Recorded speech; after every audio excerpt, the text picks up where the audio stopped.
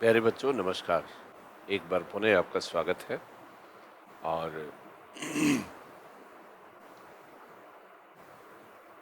मैं बात करना चाहता हूँ आपसे। आप ठीक तो है ना? अरे होंगे क्यों ना। आखिर आप लोग मानव रूप में इस दुनिया में आए हैं तो आप तो पहले से उपकृत हैं। तनाव किस बात का यार? सिलेक्शन ही तो नहीं हो रहा है। हो जाएगा। आप लगातार विश्वास, निष्ठा, समर्पण, त्याग और मेहनत और बड़े और बुजुर्गों के आशीर्वाद की अपेक्षा के साथ अपना कार्य निरंतर करते रहो। ईश्वर निश्चित रूप से आपके लिए बेहतर फल लेके बैठे हैं, आपकी प्रतीक्षा कर रहे हैं। कई बच्चे कहते हैं ग्रेड फोर्थ में नहीं हुआ, ग्रेड थर्ड में नहीं हुआ सर, बहुत टूट गए हैं, बहुत समय निकल गया है, अब हम कैसे मैनेज करेंगे, किस तरीके से हम मुंह दिखाएंगे। क्यों नहीं दिखाएंगे? आपने कौन सा अपराध कर दिया है? आपने तो पढ़ाई की है। पढ़ाई करना अपराध नहीं होता है, गलतियां भी हो जाती हैं,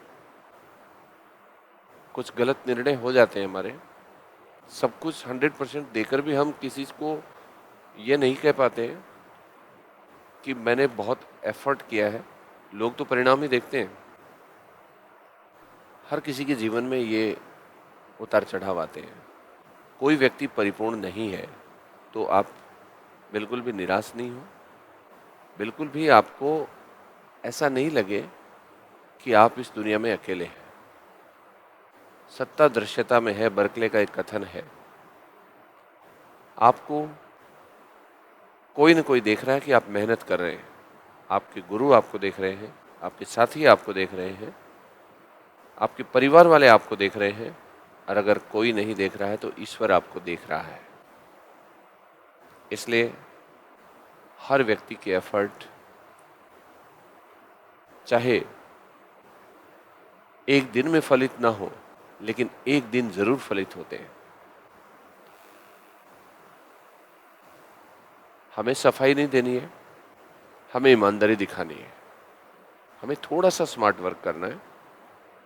अच्छी पढ़ाई और बुरी पढ़ाई के बीच में बहुत फर्क नहीं होता है। बुरा तो वैसे कुछ होता नहीं है, लेकिन फिर भी हमारा थोड़ा सा एक जजमेंट है। कई बार परिस्थितियों के कारण, मनोदशाओं के कारण, दूसरों के बेहतर प्रदर्शन के कारण, अवांछित कारणों के कारण, तात्कालिक कारणों के कारण फलीभूत नहीं हो पाता है। और हम क्लैरिफाई नहीं कर पाते हैं कि ऐसा क्यों हुआ। अंदर ही अंदर हम खुद को कोसते हैं, खुद को उलाहना देते हैं, खुद से बात नहीं करते हम, बल्कि खुद को ही जिम्मेदार मान के किसी दूसरे के साथ शेयर भी नहीं करते हैं। तो पहली बात, अपने कुछ ऐसे दोस्त, ऐसे रिश्तेदार बनाओ जो एटलीस्ट आपकी बातों को समझ सके। कोई नहीं समझ रहा है तो खुद से बात कर लो, लेकिन बात करना जरूरी है। आप कुंठा में नहीं रहे। इस दुनिया में सापेक्षता का सिद्धांत है। आप जहां खड़े हैं, बहुत सारे लोगों को वो परिस्थिति नसीब नहीं है, बहुत सारे लोगों को वो स्वास्थ्य नसीब नहीं है, बहुत सारे लोगों को वह मनस्थिति नसीब नहीं है। इसलिए जीवन चुनौती प्रत्युत्तर, चुनौती प्रत्युत्तर, तदनुसार सफलता असफलता का एक निरंतर उत्थान पतन का स्वरूप है। इसमें कदापि चिंता करने की कोई आवश्यकता नहीं है। हर व्यक्ति अपना 100% देता है, देना भी चाहिए।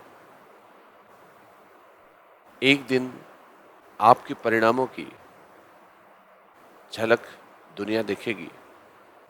ईमानदारी से, सार्थक प्रयासों के साथ किए गए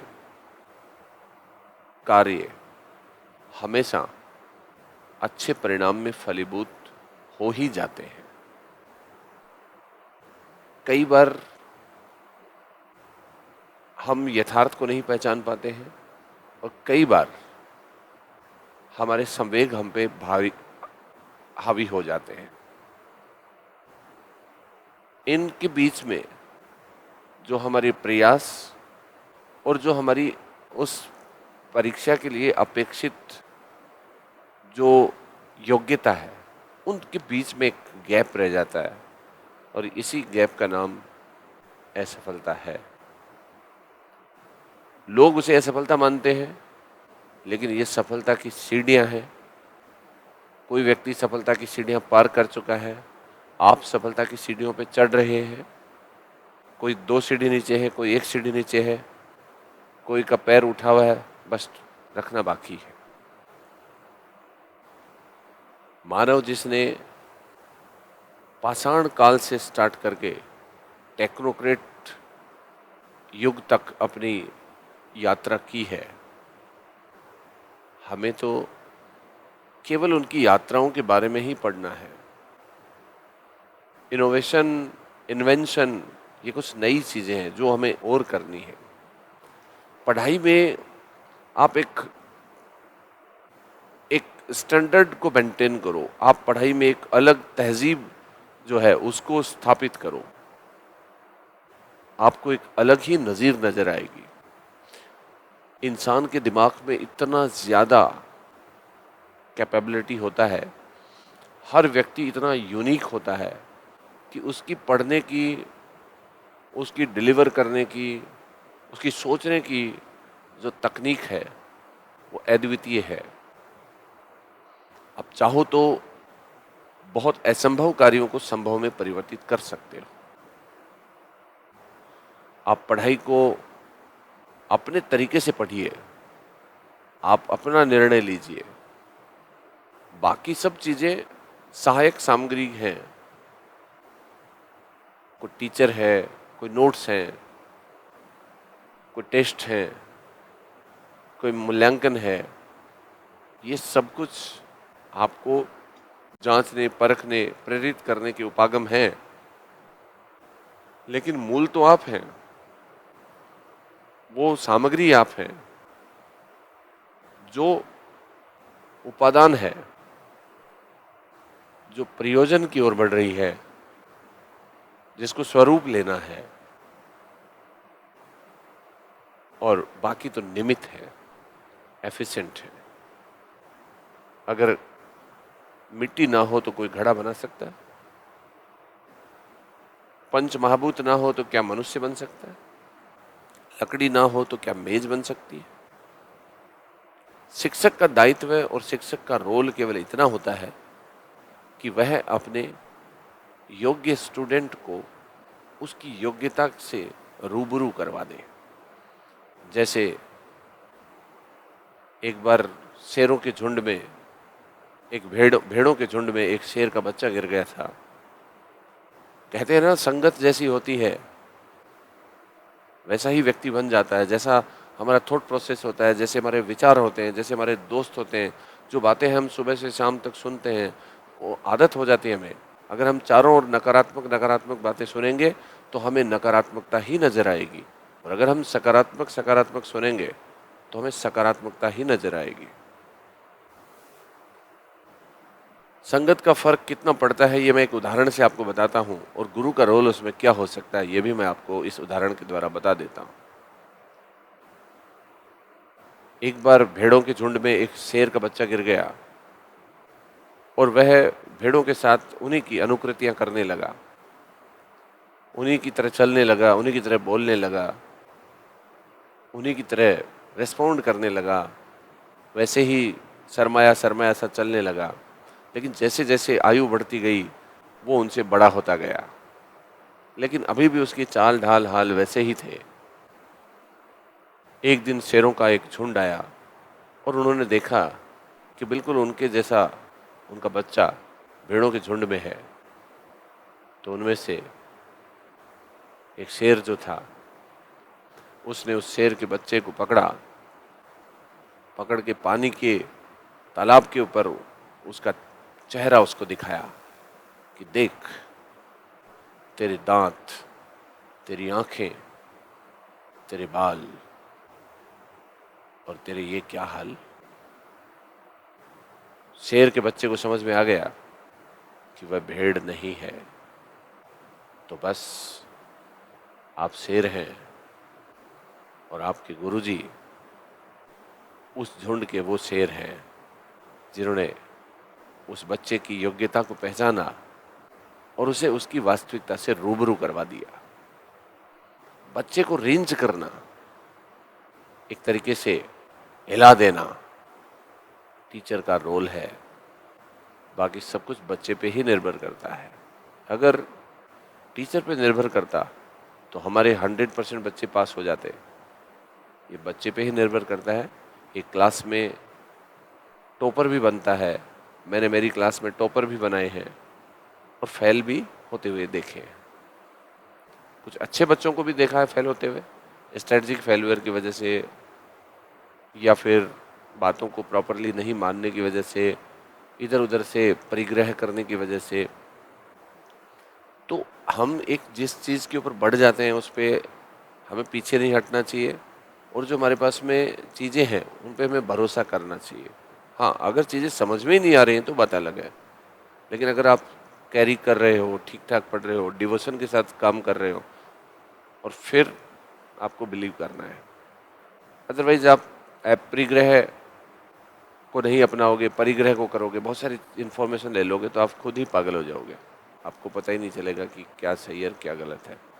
सब कुछ सही होने पे भी क्या है, हम किसी दुकान में जाके, मिठाई की दुकान में जाके हम वही तो मिठाई खाते हैं जो हमें खानी है।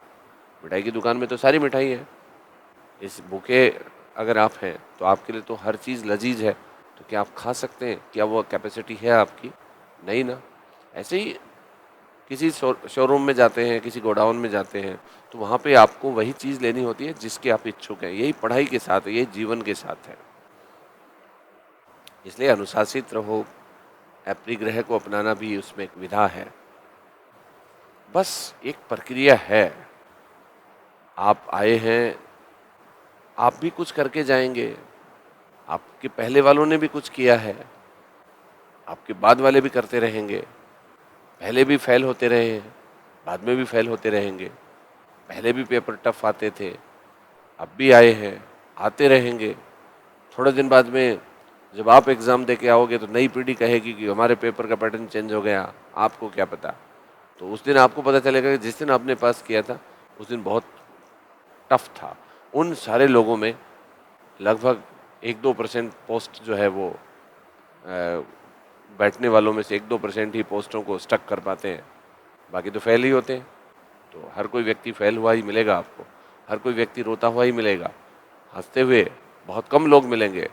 जो हंसता हुआ मिलेगा वो मुकद्दर का सिकंदर कहलाएगा। रोते हुए आते हैं सब, हंसता हुआ न कोई आया है। जो हंसता हुआ आएगा वो मुकद्दर का सिकंदर कहलाएगा। वो वाली बात। तो उम्मीद करता हूँ कि आप एनर्जाइज रहें, हाइड्रेट रहें। हाइड्रेट तो खूब है इस समय, एग्ज़ाम के टाइम में हाइड्रेट होने की ज़रूरत है आगे। और सकारात्मक माइंडसेट के साथ रहें। अपने मटेरियल को जो आप डिसाइड कर चुके हैं उसको बार बार पढ़ते रहें। ईश्वर आपके साथ होंगे। और नाउ एंड नेवर, अभी नहीं तो कभी नहीं, ऐसी भाव के साथ में अच्छी तैयारी करो। एक ईमानदार प्रयास तो करो। होता है, नहीं होता है, मैं तो कहता हूँ होता है तो एक नौकर बन जाओगे, नहीं होता है तो बड़े आदमी बनने के रास्ते हैं। इस दुनिया में कोई भी बड़ा आदमी नौकर नहीं है। विराट कोहली को देख लो, सचिन तेंदुलकर को देख लो, मोदी जी को देख लो, ट्रंप को देख लो, ऐसे बहुत सारे लोग हैं, बुद्धा को देख लो, किसने नौकरी की? कोई भी बड़ा आदमी है वो गवर्नमेंट सर्वेंट नहीं है। ठीक है, तो बड़े आदमी की ओर जाना है या नौकर की ओर, आपको तय करना है। नमस्कार।